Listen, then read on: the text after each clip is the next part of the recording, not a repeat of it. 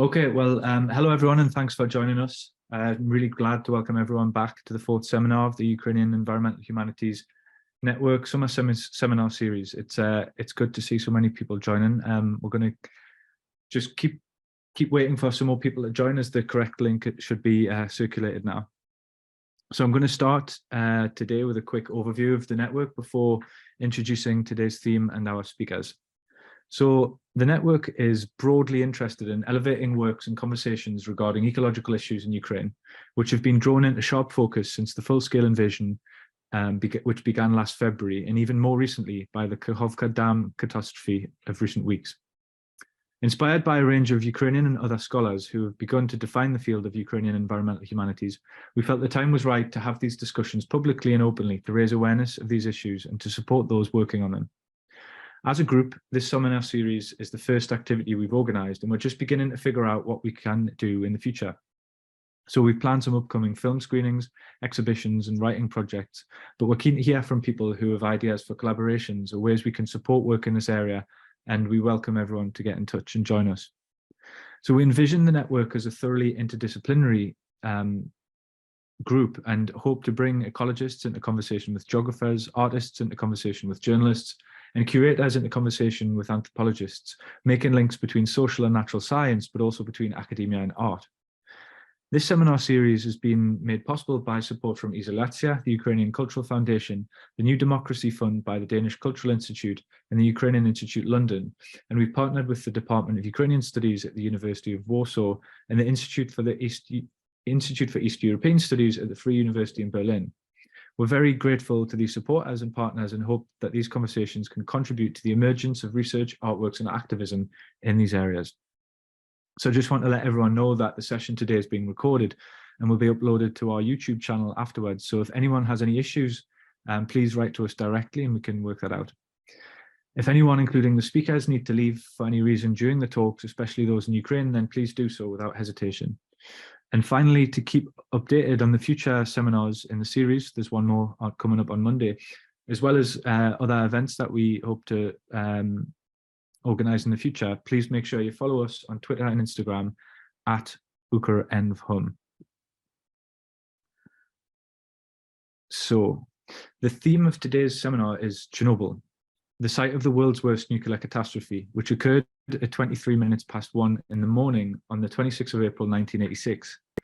Following this catastrophe, the Soviet government initially evacuated 116,000 people living within a 30-kilometer radius of the Chernobyl nuclear power plant, as well as 60,000 cattle, and the number of evacuees later rose to around 350,000 people from a broad area. The evacuation landscape is now known as the Chernobyl exclusion zone. The zone itself has become an iconic landscape of toxicity, contamination and pollution, comprising an area of roughly 4,200 kilometers squared, covering the northern part of Ukraine and southern Belarus. We can see the boundaries of the zone on this map, but these boundaries have been changed and renegotiated over the 37 years since the catastrophe. The current shape reflects the direction the wind was blowing following the disaster and shows how the fallout was distributed by the weather at the time. Radioactivity from Chernobyl was actually first detected in Western Europe by monitoring equipment at a nuclear power station in Sweden, and this was how the West came to know of the catastrophe, which was being concealed by the Soviet Union. The distribution of Chernobyl fallout is a product of both social and natural forces. In the days following the nuclear disaster, Soviet authorities sent planes into the sky and released silver iodide, a chemical which causes water to condense. In doing so, they caused it to rain over large swathes of Belarus, contaminating farmland, swampland, and villages alike. The reason behind this was to prevent the cloud of radioactive fallout from reaching Moscow, which reveals early on that Chernobyl can be read as a form of imperial ecocide. Today's seminars, the speakers are going to offer various insights into the cultural and environmental legacy of the Chernobyl nuclear catastrophe, reflecting on the symbolic fallout of Chernobyl, the touristification of the zone, the scientific controversy surrounding the effects of radiation on nature, the zone's populations of wolves and dogs, and how science in the zone is informing potential space travel. Before introducing our first speaker, I have to let you know that Professor Kate Brown has unfortunately had to pull out of today's seminar at the last moment, and I'll be stepping in with a presentation instead. So it's my pleasure to introduce today's first speaker, Professor Tamara Hundorova.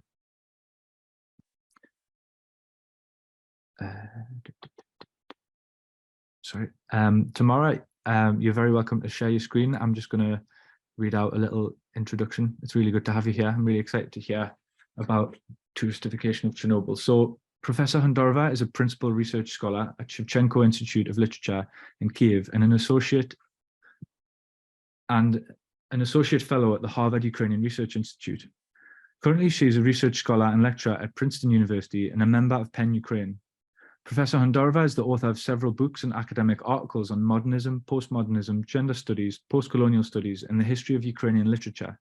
Her most recent book, The Post-Chernobyl Library, Ukrainian Postmodernism of the 1990s, was co-published by Academic Studies Press and Harvard Ukrainian Research Institute. Today, Professor Hundorova will speak to us about tourism in Chernobyl with her talk entitled The Chernobyl Tour, Staging the Catastrophe.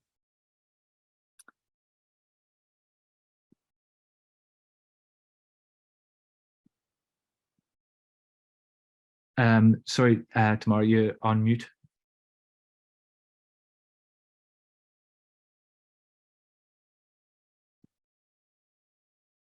Sorry, yeah, you're muted.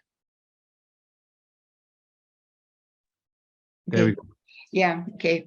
Thank you so much, Johnny, for introduction and for inviting me to participate in this seminar. And it's a pleasure for me to be together with you and to share my thought. And actually, I always dream about this kind of seminar or discussion where the representative of humanities studies and biology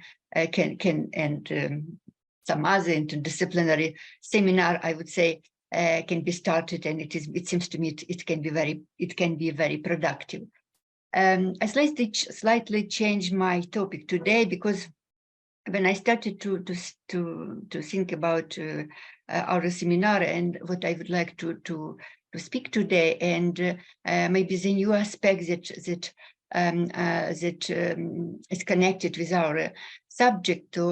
I decided to speak about the cultural archives, and it seems to me it's a new discourse and it is a new possibility to understand, to inscribe Chernobyl in the contemporary nuclear culture. Of course, we can speak about it. Of course, we remember and we can speak about Chernobyl like a apocalypse or like a catastrophe, or Chernobyl in connection with the collapse of the Soviet Union and many other narratives. But it seems to me this aspect of archives is very, very important. So what I would like to speak, maybe, this is actually the connection of Chernobyl to so-called nuclear culture. Nuclear culture, it's not only the topic that is connected directly with Chernobyl or with the nuclear disaster, but it seems to me it is much more broader aspect, but much broader subject, as it also connected with a kind of memory or nuclear and some futuristic thinking as well. And also ecological aspect that it seems to me it is very important today. So some scholars say that Chernobyl in some way is a symbolic, in a kind of symbolic memory. It is a hole in the symbolic memory of human unconscious, which prepares a return of the repressed. And this aspect of speaking about some kind of repression or recollection about something that has been forgotten, or something that lies beyond our contemporary horizon, it seems to me is very important. Of course, Chernobyl is associated with the monster such kind of monster, and that hunts ours and is connected with the persistent morbidity that we cannot avoid. And the other aspect is as well is how the atomic disaster colonized the future, and it's about any possibility to escape this doom. So this is one of the aspect of Chernobyl nuclear culture. But it seems to me during the last time, Chernobyl is associated also with the archives of memory. And I just recall one of the last publication, actually it was 2018. This is the Serhiy Plokhy Chernobyl History of a Tragedy. And it seems to me in this work, as in another also, we can see this a new approach when Chernobyl became a history, and because Serhiy Plokhy dedicated his book to the children of the nuclear age. And he also speaks about this book like he sees himself like a historian, and also he uses also archives materials as well, and he say and also some materials document, and also interviews in the other materials, and they all of that allowed it seems to me to speak about Chernobyl, that became a kind of a new archives. And it seems to me it's a new approach. I would say because to my mind it's very important. I just remind you what is ecological thinking, because what is very important for me is that the ecology demonstrate how ecosystems are not just a collection of species, but are also relational systems that connect humans as organic system with animals and plants, and stimulate the increased understanding that the world is fundamentally interconnected and interdependent. And actually, I would like to say about a few art or a few representation of this kind of nuclear disaster as something that goes beyond our understanding, beyond any kind of representation. And one of this object, it seems to me, is very important, that can represent this kind of ecological thinking regarding Chernobyl, is such a book, The Chernobyl Herbarium, Fragment of an Exploded Consciousness, made by, it seems to me it's from Belgium, artist Michael Marder and artworks by Anaïs Tandeur. So what is important, what is very interesting for me is that the author says that it is the plant that will be our guides.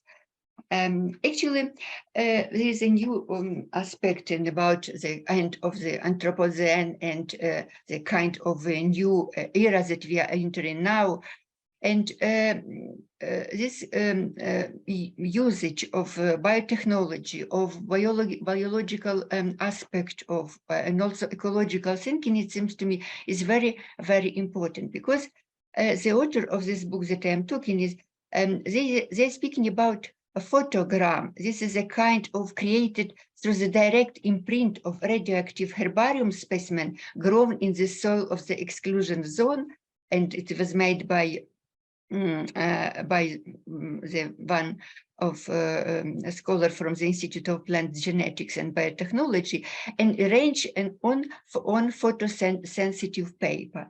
And so this is a plant that speak about Chernobyl zone.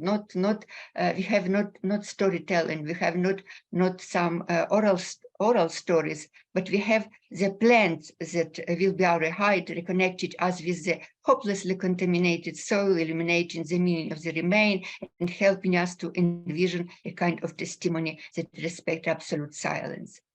Actually, Chernobyl has also it seems to me, during the last time, another kind of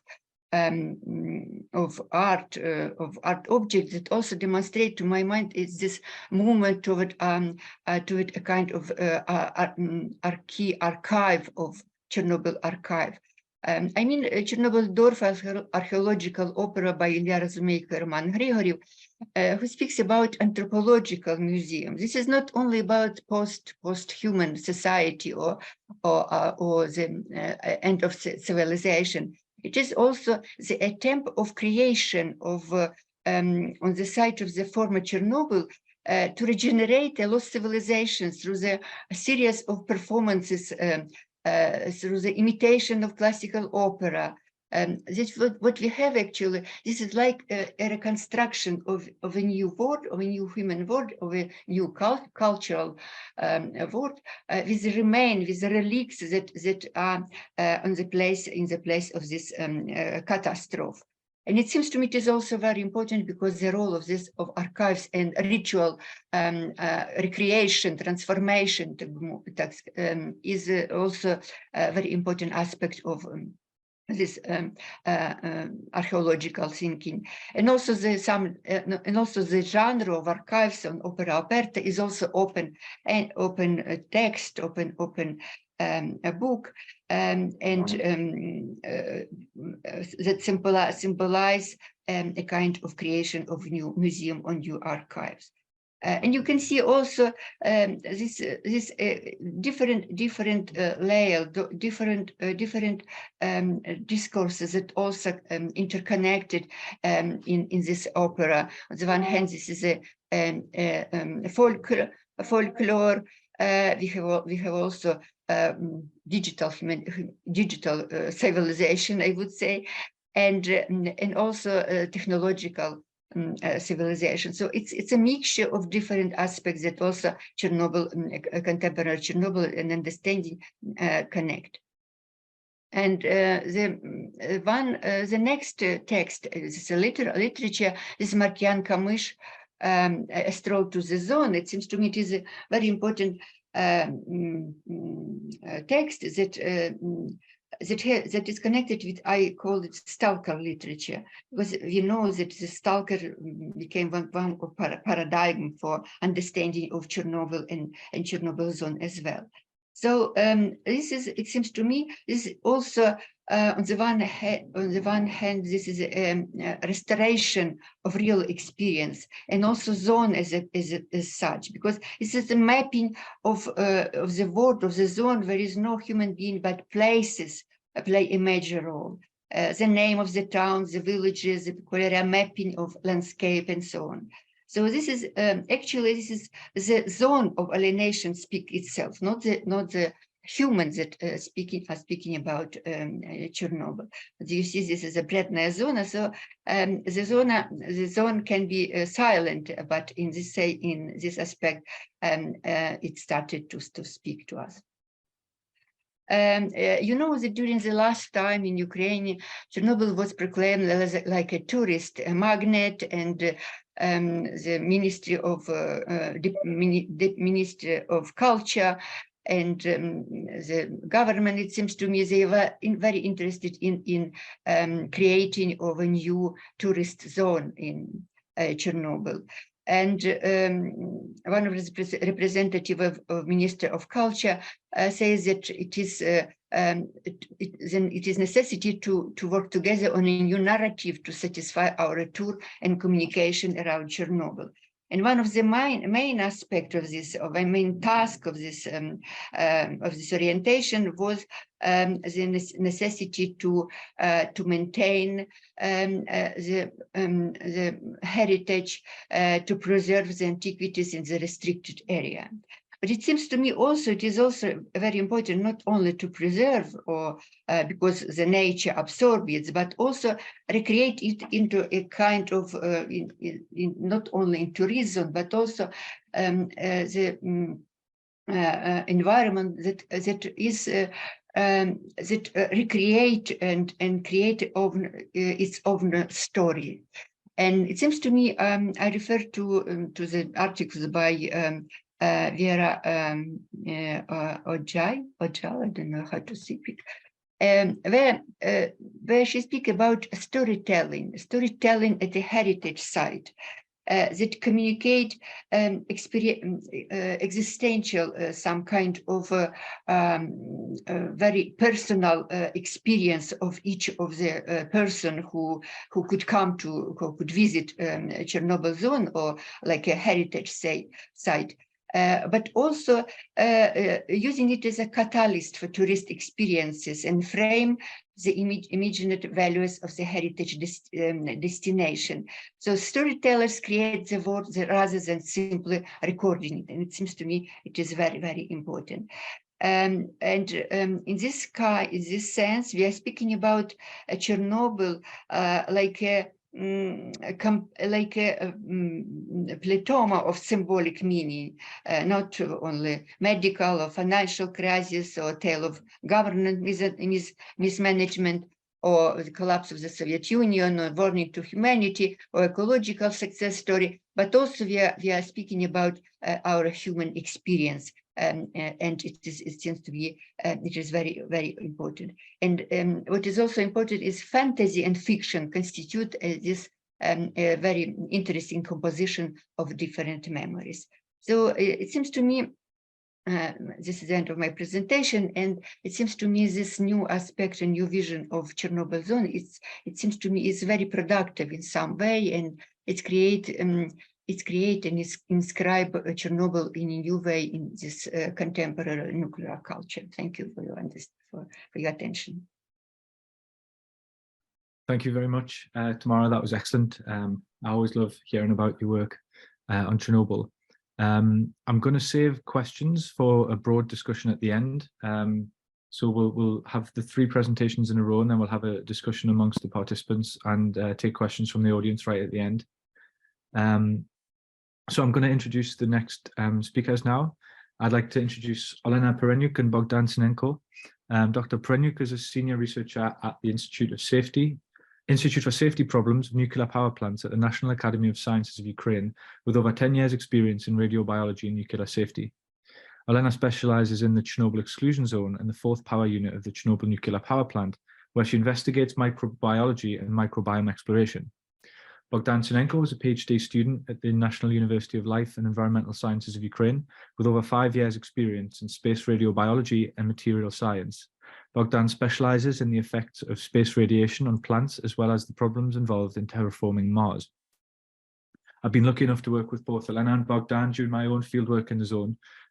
So today they're going to talk to us about how the Chernobyl exclusion zone could help us reach the stars. So I'm going to pass over to Olena and Bohdan now. Thank you very much. Bohdan will start the presentation and I will take over him. So please, Bohdan, your microphone.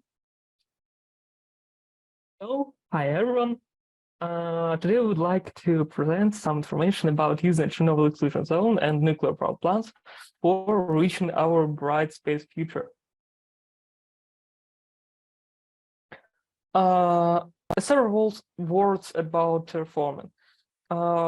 Usually when we speak about terraforming, we mean that it's making the space around us more comfortable or enjoyable, and there is no significant difference of what space we would need to terraform in.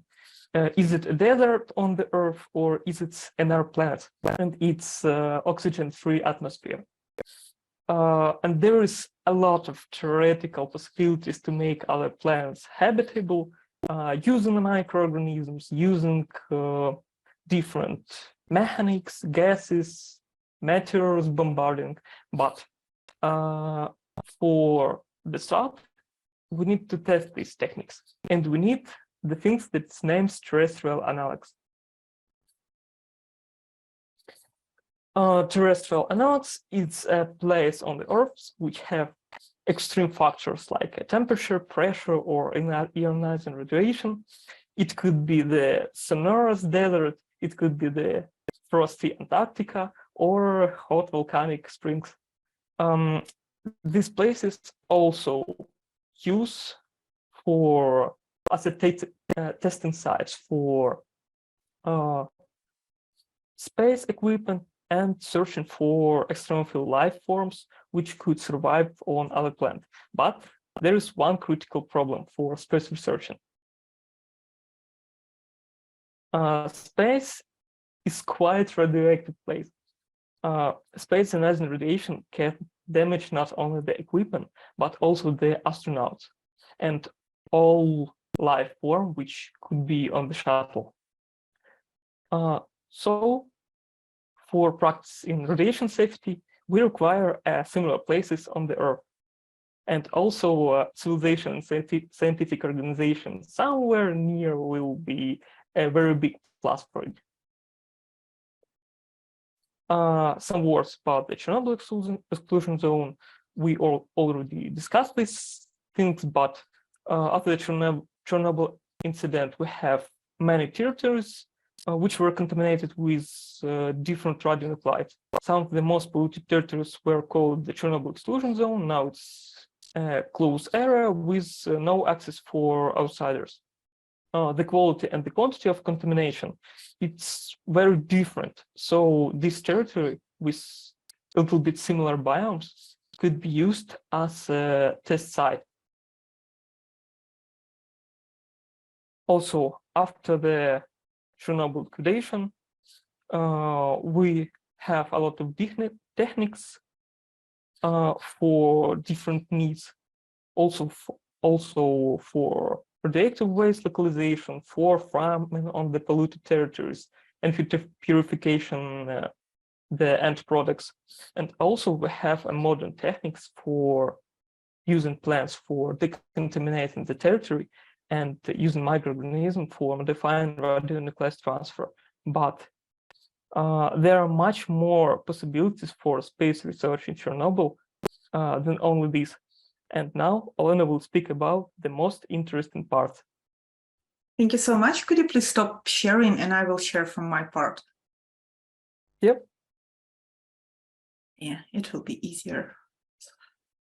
Okay, so so Bohdan was just saying something about that it is really difficult to find some analogs for the space on the Earth, and it is really difficult to. Can you? You can see my presentation. I'm sorry.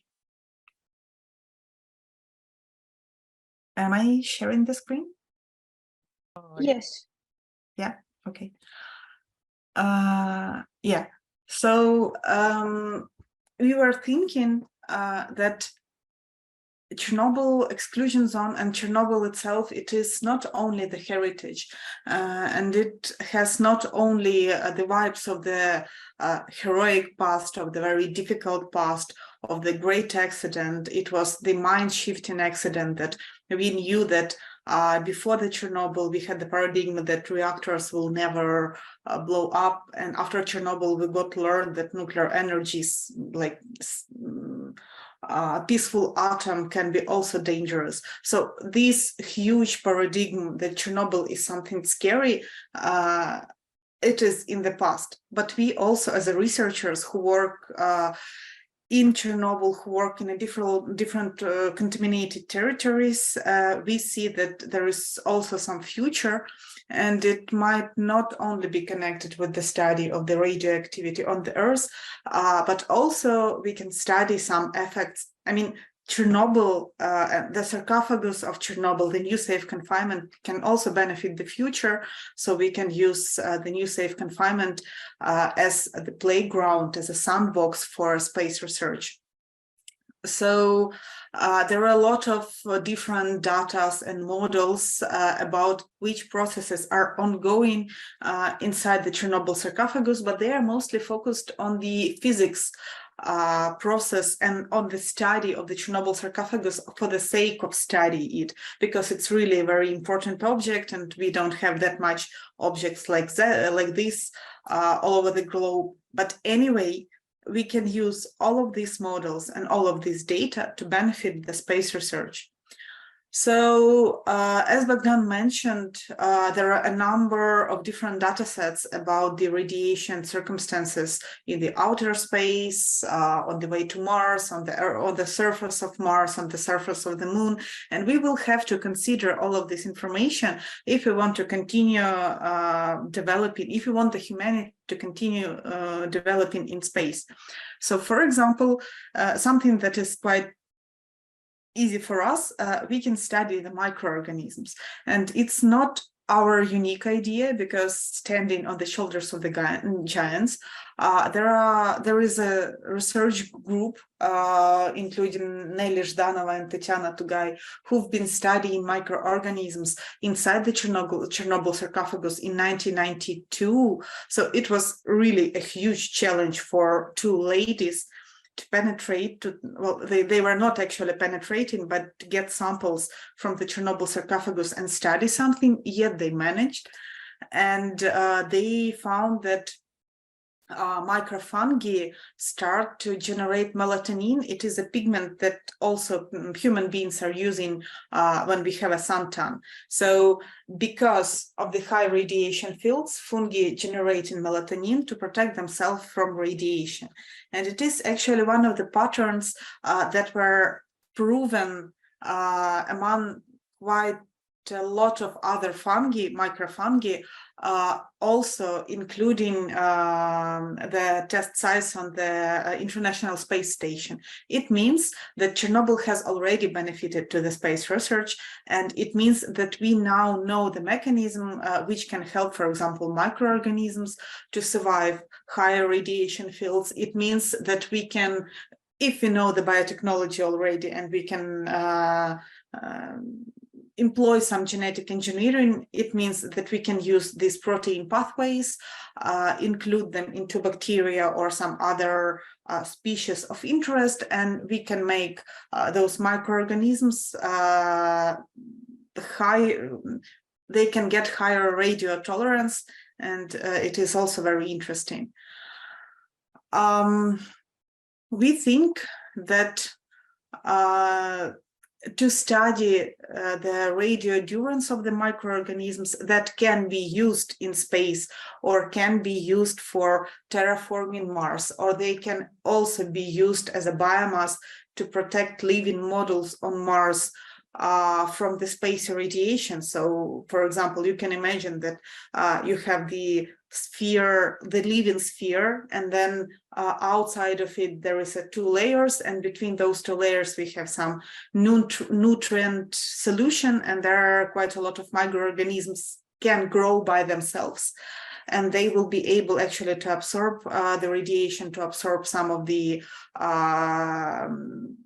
highly charged particles in order to protect people who live inside.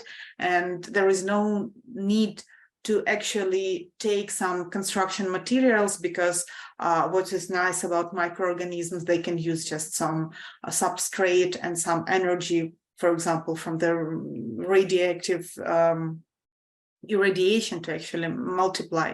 So to try to take a look at all of the mechanisms that are employing the microorganisms, it is possible to mount the research lab inside the Chernobyl sarcophagus, and we actually started the research about this, and it is actually possible to find some places in the new safe confinement with the radiation environment that will be more or less coherent to Mars and to open space conditions. So it means that we can test not only microorganisms for Mars, for example, but we can also test human cells, trying to answer the question, how will human brain, for example, endure long travels in space? And we don't need to send the brain cells or any other biological objects to space. We can start by making the preliminary research in Chernobyl, getting some data, and then, of course, we will have to send the cells to space, but it won't be that much cells, and it will be much cheaper. So as for today, we think that we have a couple of main directions. So we think that we might investigate the advantages and the disadvantages of the assessment of classical technology, we think that we can use plants and microorganisms for decontamination and radionuclide adsorption modification. So, for example, different bacteria can live on the roots of different different plants, and then they can either accumulate or prevent from accumulation radionuclides, which can be useful on Mars, for example. And we can try to discover the radio resistance mechanisms that can be again used for biotechnology and terraforming needs, whatever the planet of interest is. So thank you for your attention, and we are looking forward for your questions.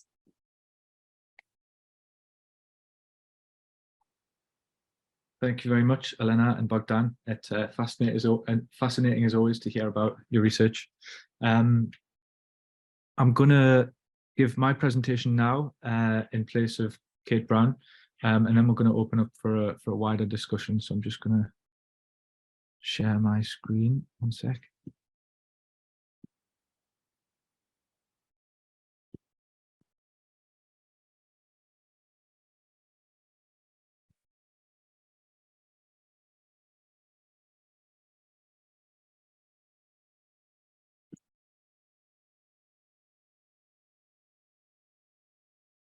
Okay, that should work.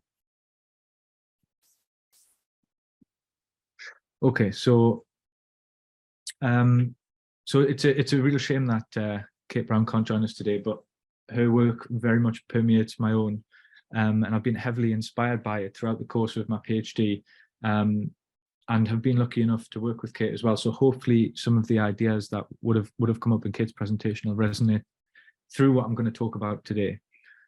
So my name is Jonathon Turnbull, and I recently defended my PhD at the University of Cambridge. As a cultural and environmental geographer, I'm interested in how different groups of people conceptualize, study, and represent nature. And in 2018, I began my own PhD research, seeking to understand how nature is made sense of by different groups of people who are working in the Chernobyl exclusion zone.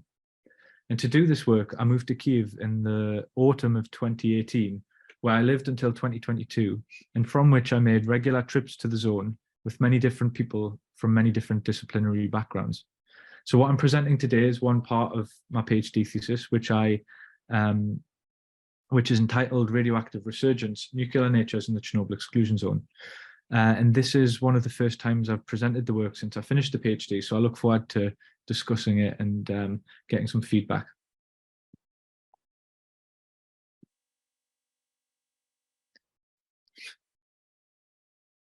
One sec.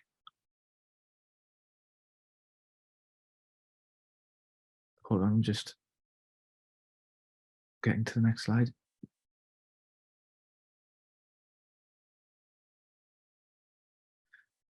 Oh, sorry, technical issue. Should change. Okay, so at the time of the catastrophe, it was predicted that the region would become a dead zone into the distant future, incapable of supporting life. Since then, however, stories of nature's return to the zone have become common in popular discourse concerning Chernobyl.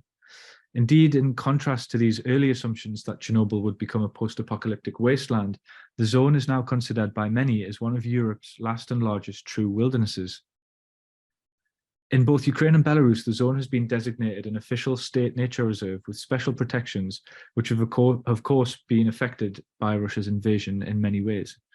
While the Frankfurt Zoological Society and other environmental NGOs have invested heavily in making Polisia, which is the wider region in which the Chernobyl zone is located, a UNESCO World Heritage Site due to its unique ecosystems and outstanding natural beauty.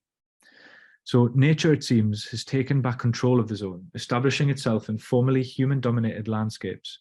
Wolves, bears, wild horses, and over 40 species of endangered birds, including white-tailed eagles, aquatic warblers, and kestrels, have been spotted in the zone's vast territory. According to radioecologists Jim Smith and Nick Beresford, perhaps the largest impact of the accident on the ecology of the Chernobyl exclusion zone was brought about by the removal of the human population. The removal of human pressures, including agricultural production, and the use of herbicides, pesticides, and fertilizers has meant, according to Smith and Beresford, that floral and faunal biodiversity and abundance has increased considerably. Media headlines emerge at regular intervals, especially around the anniversary of the nuclear catastrophe, proclaiming the return of nature to the zone. Yet for every headline concerning nature's return, there's another that describes Chernobyl's mutant ecologies, or natural decline. As you can see here on the board, two articles published 5 years apart that have very different conclusions, both based on scientific studies. So when I first visited Chernobyl, I was determined to find an answer to the question of whether nature was thriving or perishing in the zone. It took a while to realize, however, that this was not my job, nor was it possible to find such an answer. Instead, my role as a researcher was to elucidate how understandings of nature at Chernobyl are produced and contested, paying close attention to the knowledge politics involved in radioecology, which is the science of radiation's ecological effects.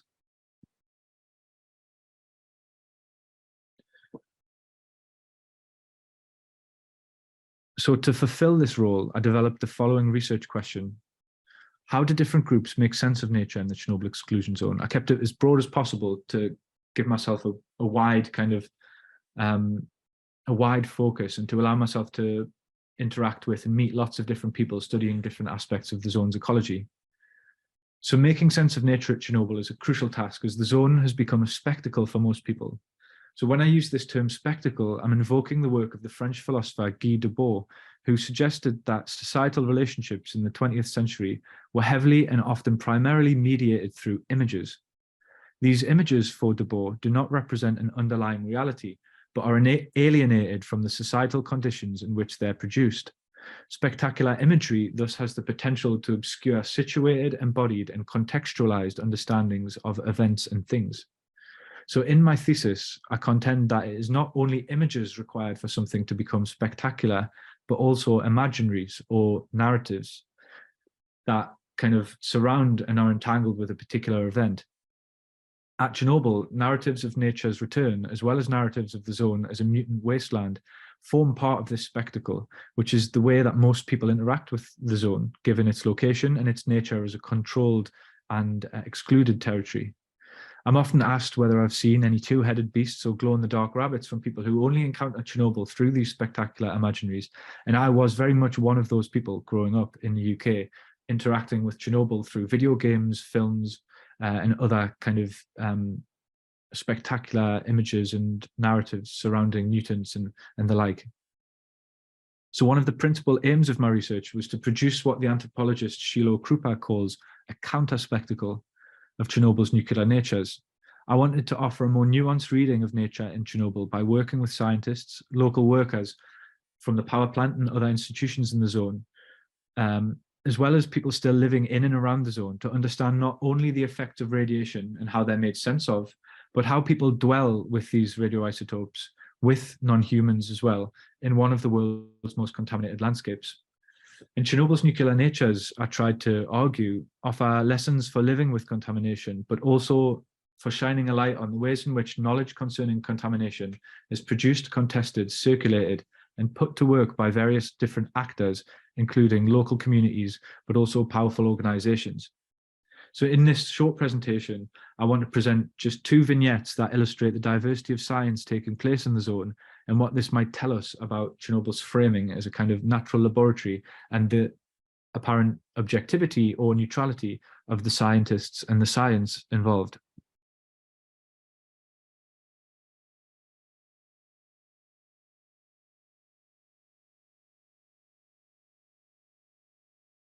So, Timothy Mousseau and Anders Moller are two biologists, the former Canadian and the latter Danish, who've been working in the zone for over 20 years. I accompanied the pair during their fieldwork in Chernobyl on several occasions, and so did Kate Brown, and we both heard many of the same stories from these researchers. So as Brown writes, the pair have perfected the arts of noticing at Chernobyl. Brown describes Mousseau and Moller as being interested in most everything they can count and measure that pops into view. They've published over 100 papers on Chernobyl's ecologies, mostly derived from empirical materials gathered during fieldwork in the zone.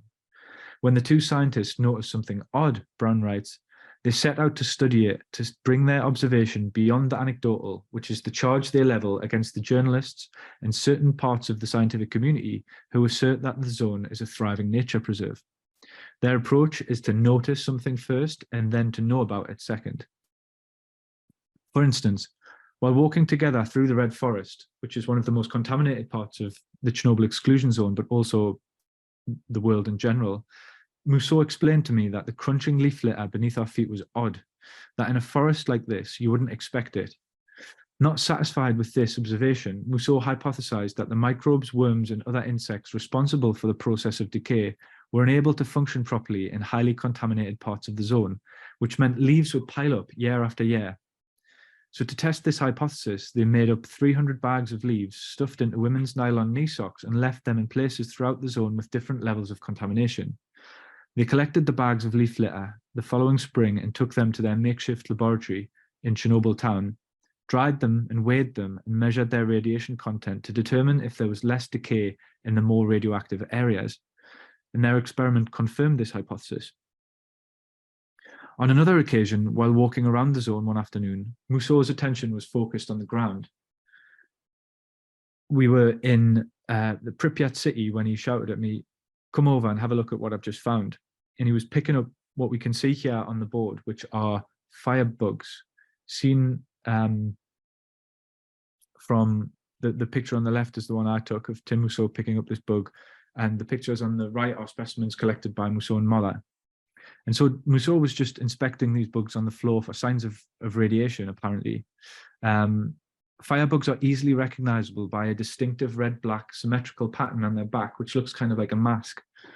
Eventually, he found one whose black markings were blurry and asymmetrical, as if they'd been kind of smudged. And he told me that I wouldn't be able to find these anywhere else.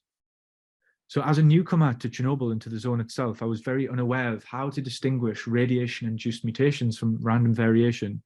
And so I remained skeptical but inquisitive about this observation. It felt very sort of fast science. And so since this encounter, I've begun to notice firebugs everywhere in and around Kiev and other Ukrainian cities. And every time I would see one, for example, in Vinica, where I spent a lot of time, I would bend down to take a closer look and inspect the pattern on its back, comparing it to the one that I took the picture of here on the left, which I found in the zone. Interestingly, and it remains anecdotal, I'm still yet to see this asymmetrical pattern anywhere on a firebug outside of the Chernobyl zone. While out walking through a forest with Kate Brown on another occasion, Mousseau was shocked that when walking through certain parts of the zone, he didn't have to wipe spider webs from his face every few steps as he expected while conducting fieldwork in such an environment. For him, there was this eerie absence of webs, which would usually be common in these places. Disorientated by what he was noticing, he decided to test if there were less insects in more contaminated areas. His hunch was confirmed by his study that even in areas with low levels of contamination, spider populations were significantly reduced. In later studies, the pair of researchers found that pollinators had been decimated by the release of radiation in soils where the insects lay eggs. This meant that fruit trees were not being pollinated and thus not producing fruit. Less fruit led to less fruit flies, which in turn meant fruit-eating birds like thrushes and warblers also suffered demographically and declined in number. According to Kate Brown, this was Mousseau's silent spring moment. And so kind of what we're seeing here is these small acts of anecdotal noticing turned into scientific observations. And while the work of Mousseau and Moller is highly contested within the radioecology community, and it's something I discuss at length in my thesis, I just want to give a sense of how the pair are kind of spending time in the zone and coming to notice different things about how radiation is affecting nature. So next, I want to give another anecdote from a researcher. So whilst out one night trying to capture tree frogs in the zone, the biologist Herman Oriozola could hear them singing all around him. But even with his lamp, which he was using to shine across the landscape to find the frogs and catch them, he wasn't able to see them anywhere. All of a sudden, though, he realized that there was a frog right in front of his face that he just hadn't been looking at. The frog, which would usually be bright green in color, was black, which meant it was much harder to spot in the dark than usual. After recognizing this, other such frogs which were black, dark green or brown in color were found by Oriozola and his team during their work in the zone. In their uncontaminated control sites outside the zone, however, all of the frogs were bright green again. And so to make sense of these black frogs, Oriozola and his colleagues set out to understand how exposure to radiation from the Chernobyl accident influences their skin coloration. And their study found that the maintenance of dark skin coloration could be seen as a positive mutation or a sign of adaptation to the toxic environment. So results like this one contrast slightly with Musso and Moller's work, as they reveal that the effects of radiation on nature are not always or not necessarily negative for species or individuals, even though you can find effects. So in essence, by following the scientists and trying to understand their practices and how they produce knowledge, I kind of wanted to show how there's no answer to how nature is affected by radiation at Chernobyl. And this is because nature itself is not one monolithic thing that's affected in the same way, but rather a complex web of relations that are balanced and tuned precariously. This means that different aspects of Chernobyl's ecosystem are affected in very different ways by radiation, and these effects are often complex to unpack. It became clear that labeling effects of radiation as either positive or negative is a cultural decision, informed as much by the narratives discussed by Tamara earlier and the kind of spectacular imaginaries that we see online and in the media and in films, as they are by science itself. And so researchers would often look at the same results and reflect on them in very different ways. So if I had more time today, I would like to talk about the ways in which the politics of nuclear energy also saturate the scientific community working in the Chernobyl zone, such that there's also many vested interests in play in representing nature and in the ways in which scientific knowledge comes into being. But I don't have more time. So I'd just like to thank everyone for their attention, and we're going to open up the discussion now to take questions from the audience and between the panelists. So thank you very much for your attention.